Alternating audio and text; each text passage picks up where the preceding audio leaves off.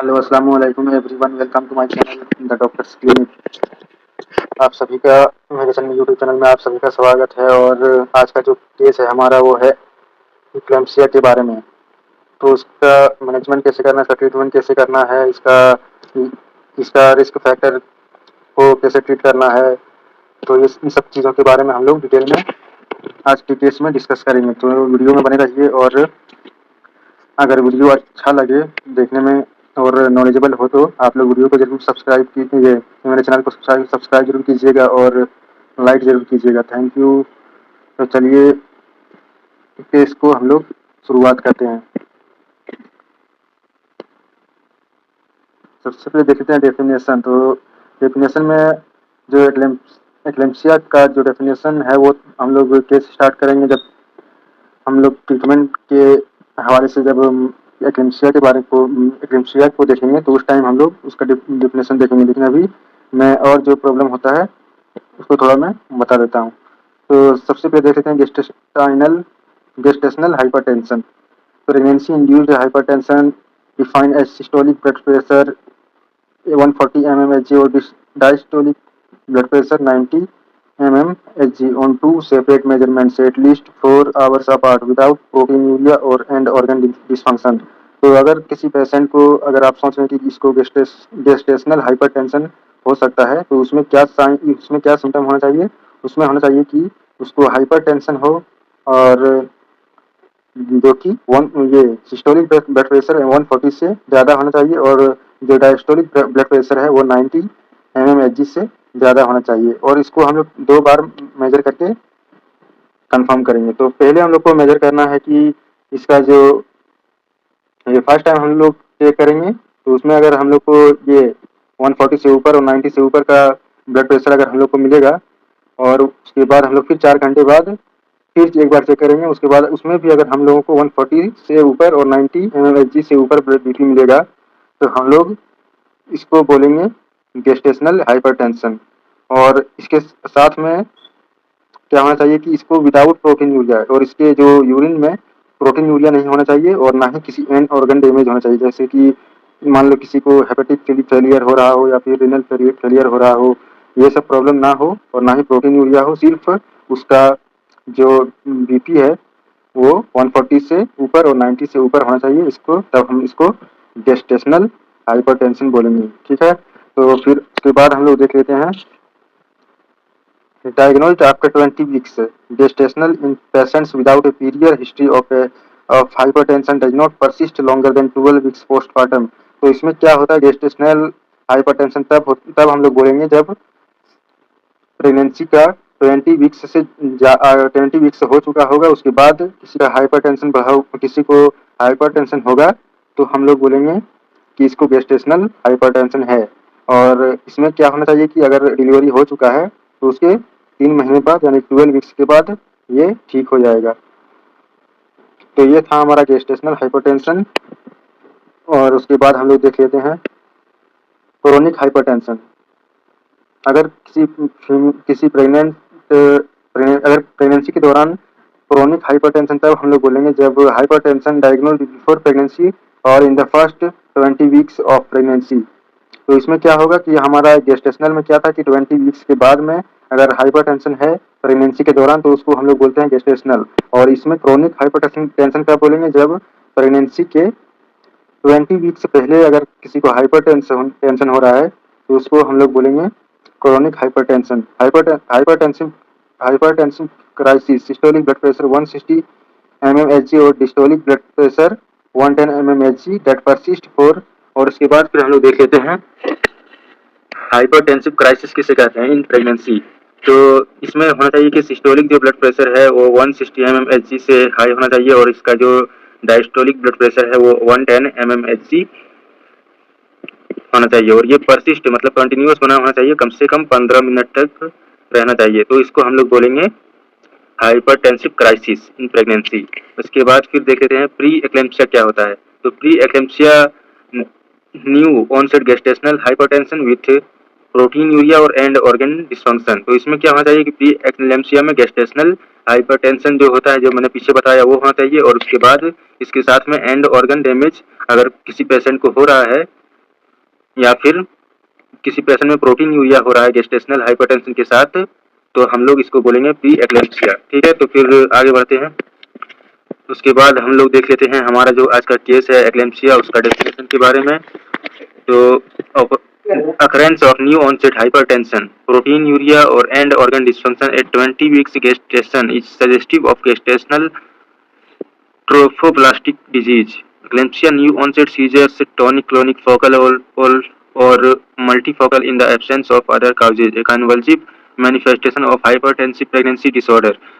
मान लो अगर प्रेगनेंसी के दौरान किसी को हाइपरटेंशन हो, जैसा कि मैंने बताया कि 140 से ऊपर ये सिस्टोलिक ब्लड प्रेशर होना चाहिए, और 90 mmHg से ऊपर डायस्टोलिक ब्लड प्रेशर अगर किसी को मिल रहा है प्रेगनेंसी के दौरान, और उसके साथ में अगर सीजर्स मौजूद हो, तो इसको हम लोग बोलेंगे कि इसका जो डायग्नोसिस बनेगा, इसको हम लोग बोलेंगे एक्लेम्पसिया। तो फिर आगे देख लेते हैं इसका हाई रिस्क फैक्टर क्या होता है। तो personal history of hypertensive disease in pregnancy, तो पर्सनल हिस्ट्री हम लोग उसका लेंगे। Hypertensive disease in pregnancy, chronic hypertension,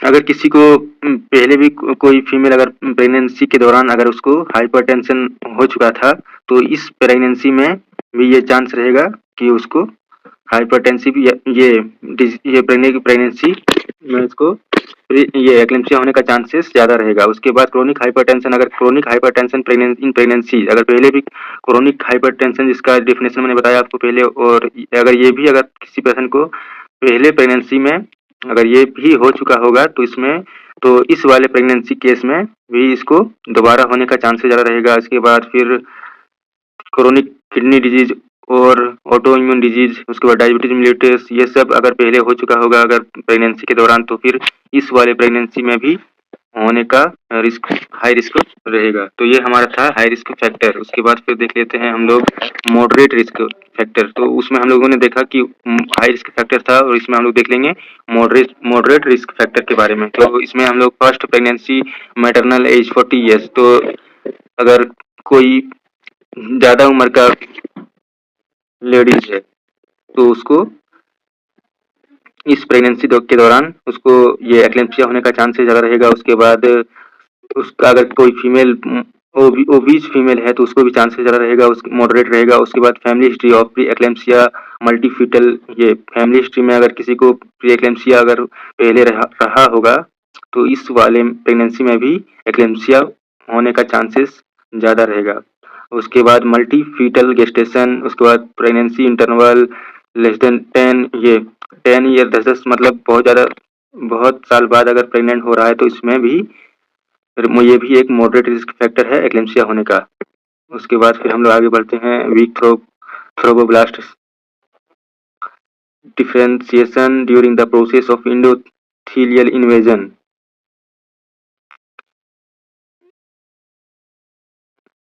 Remodeling of spiral arteries in the deep myomaterial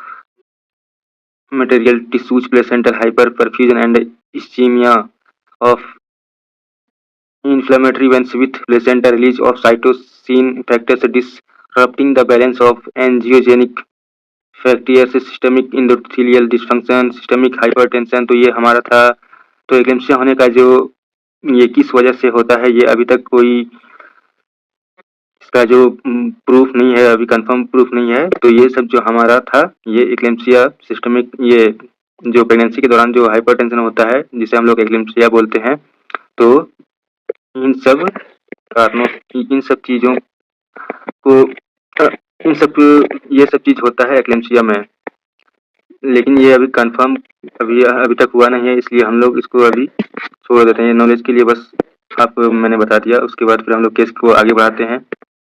eclampsia clinical features, eclampsia का क्लिनिकल फीचर्स देख लेते हैं। Onset the majority of case occur intrapartum and postpartum, most often associated with severe pre eclampsia seizures, generalised tonic clonic seizures. तो eclampsia का feature जो है हमारा ये सब होता है। एक्लेम्पसिया का जो मेन फीचर्स होता है वो तो मैंने बता दिया कि उसका हाइपरटेंशन, सिस्टमिक हाइपरटेंशन रहेगा, उसके साथ में सीजर्स रहेगा। फिर उसके बाद हम लोग डायग्नोस्टिक वर्कअप में किसका डायग्नोसिस क्या, ये किसको टेस्ट क्या करने के लिए बोलेंगे। तो इसमें हम लोग देख लेते हैं serial blood pressure measurement, hypertension. तो हम लोग इसमें सबसे पहले हाइपरटेंशन ये को मेजरमेंट करेंगे, जिसमें से सिस्टोलिक ब्लड प्रेशर 140 mmHg से ज़्यादा होना चाहिए। उसके बाद डायस्टोलिक ब्लड प्रेशर में 90 mmHg से ज़्यादा होना चाहिए। इन 2 सेपरेट मेजरमेंट से, जैसे कि एक बार अभी अगर चेक किया आपने, पेशेंट आपके पास आया और अभी आपने एक बार अगर चेक किया तो उसके 4 घंटे बाद फिर चेक करके देखेंगे। अगर उस बार भी अगर बीपी बढ़ा हुआ मिलेगा तो इसमें हम लोग एक्लेम्सिया का डायग्नोसिस बना सकते हैं। उसके बाद फिर हम लोग देख लेते हैं यूरिन, ये जो हमारा गोल्ड स्टैंडर्ड टेस्ट होता है इसमें एक्लेम्सिया में, तो इसमें होता है 24 आवर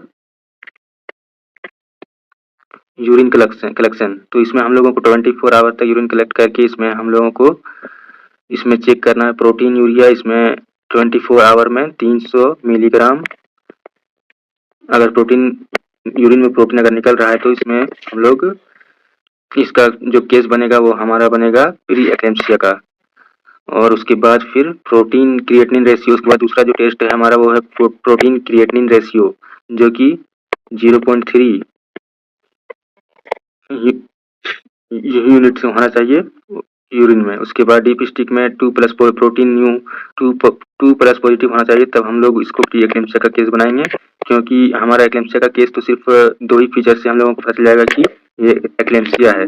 पहला बीपी बढ़ा हुआ होना चाहिए और दूसरा सीजर्स प्रेजेंट होना चाहिए, तो इसी से हमारा डायग्नोसिस एक्लेम्सिया का बन जाएगा। लेकिन ये जो टेस्ट है हम लोग और जो एक्स्ट्रा टेस्ट बता रहे हैं वो हम लोग प्री एक्लेम्सिया को देखने के लिए कर सकते हैं कि इसमें हमारा प्रोटीन यूरिया, क्योंकि हम लोगों को प्री एक्लेम्सिया में प्रोटीन यूरिया होता है या फिर बीपी बढ़ा हुआ तो ऑलरेडी होता है, लेकिन इसमें प्रोटीन यूरिया होता है प्री एक्लेम्सिया में। उसके अलावा एंड ऑर्गन डैमेज भी हो सकता है। तो ऐसा फीचर्स अगर आपको मिलेगा तो आपका केस प्री एक्लेम्सिया का बनेगा। और अभी जो बात कर रहे हैं वो हम लोग को सिर्फ सीजर्स देखना है एक्लेम्सिया का केस में और बीपी देखना है। यहीं से हमारा डायग्नोसिस एक्लेम्सिया का बन जाएगा। तो फिर आइए केस को फिर आगे बढ़ाते हैं। तो इसमें हम लोगों को ट्रीटमेंट क्या करना है, तो ट्रीटमेंट क्या करना, फर्स्ट लाइन जो ट्रीटमेंट है हमारा बीपी इसमें कंट्रोल करेंगे। तो इसमें हम लोग को देना है लेविटेलॉल दे सकते हैं, या तो फिर हाइड्रालाजिन दे सकते हैं, या फिर निफिडिपिन दे सकते हैं। तो हम लोग, मैं सबका डोज बता देता हूँ एक बार। जो अगर आप लेविटेलॉल यूज करना चाहें तो इसको हम लोग स्टार्ट करेंगे 20 mg से, और इसको हम लोग 20 mg IV देना है। और इसको फिर 10 से 30 मिनट तक 10 से 30 मिनट के बाद देखेंगे। अगर बीपी कम हो गया है तो फिर ठीक है, अगर कम नहीं हुआ होगा तो फिर इसको हम लोग डोज को बढ़ा करके 40 mg करेंगे। और 40 mg देने के बाद 10 से 30 मिनट तक फिर वेट करेंगे। उसके बाद अगर फिर भी डोज इसका बीपी कम नहीं हुआ होगा तो फिर हम लोग डोज को बढ़ा करके 80 mg करेंगे। फिर 80 mg देने के बाद 10 से 30 मिनट तक वेट करके देखने के बाद फिर हम लोग इसको, बेसिकली इसमें हम लोग क्या करते हैं कि डोज को डबल करते जाते हैं लेविटेलॉल को। तो 40 सबसे पहले हम लोगों ने दिया 20 mg, 20 के बाद 40 mg, 40 के बाद 80 mg। इसकी तरह से हम लोग 300 mg इसका मैक्स डोज होता है, इससे आप आगे नहीं जा सकते हैं। तो आप डोज को टाइट्रेट करते हुए बढ़ा करके जितना पर कंट्रोल होता है उतना पर कंट्रोल करके फिर इसको बंद करेंगे।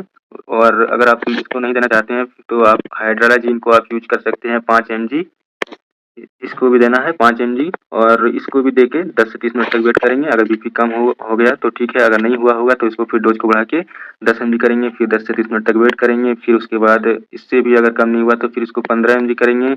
इससे भी ठीक नहीं हुआ तो फिर 20 mg करेंगे। और इसका जो नेक्स्ट डोज है हमारा वो है 20 mg, इससे ऊपर नहीं जा सकते हैं।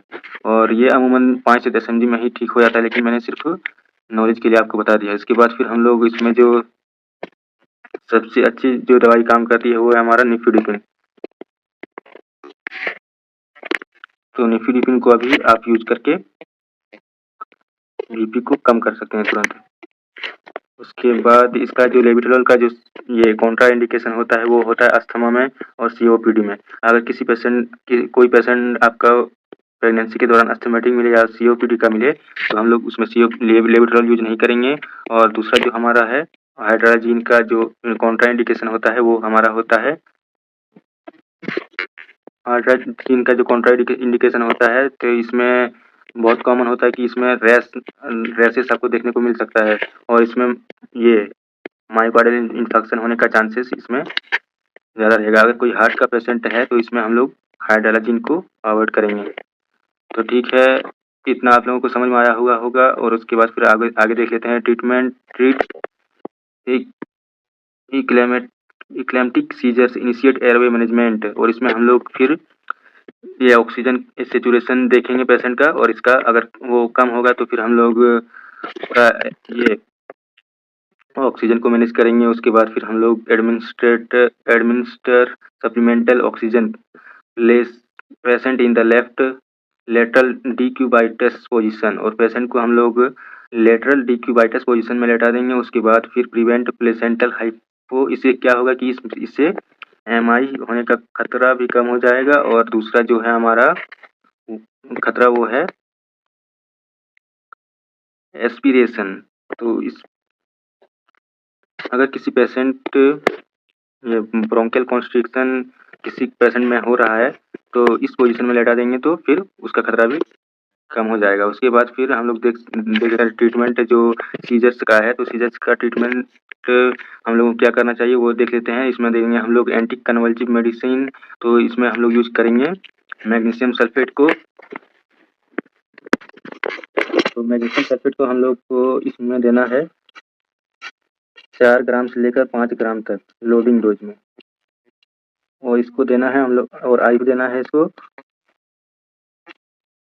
और उसके बाद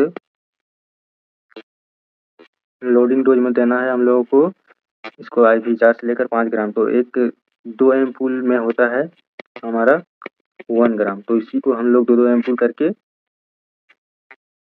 मतलब 2 ml में होता है 1 ग्राम, तो इसमें हम लोग 4 एम्पूल देंगे 2 ml का, तो ये हमारा टोटल हो जाएगा हमारा 4 ग्राम। तो 4 ग्राम हो जाएगा। इसको फिर हम लोगों को डाइल्यूट कर देना है डिस्टिल वाटर में, 12 ml डिस्टिल वाटर में इसको डाइल्यूट करके ये 2 ml का जो हमारा ये मैग्नीशियम सल्फेट का जो होता है वाइल, इसमें हम लोग को 12 ml डिस्टिल वाटर मिक्स करके इसको 20% का बना लेना है सॉल्यूशन। उसके बाद फिर हम लोगों को 2 सिरिंज लेके 10-10 ml करके एक हाथ में 10 ml आईवी देना है, उसके बाद दूसरे हाथ में 10 ml आईवी देना है। उसके बाद फिर हम लोगों को फिर लोडिंग डोज स्टार्ट करना है, वो देना है हम लोगों को आई इंट्रामस्कुलर, जो कि इसमें देना है हम लोगों को 10 ग्राम। तो इसमें हम लोग एक एम्पूल में कितना था हमारा 2 ml, ये 2 ml था, 2 ml में कितना था हमारा 1 ग्राम मैग्नीशियम सल्फेट था। तो इसमें हम लोगों को देना पड़ेगा टोटल